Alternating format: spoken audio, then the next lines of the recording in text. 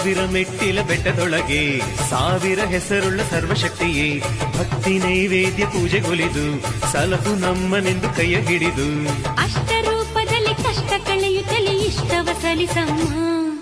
ಹರಿಹರ ಬ್ರಹ್ಮ ಸುಪೂಜಿತೆ ಇವಳು ತ್ರಿಶಕ್ತಿ ರೂಪದ ಕಾಳಿಯೇ ಇವಳು ಅಸುರರ ಕುಲವ ಸಂಹರಿಸೇ ಅವತಾರವೆತ್ತಿಗಳು ಮಹಾದೇವಿಯೇ ಇವಳು.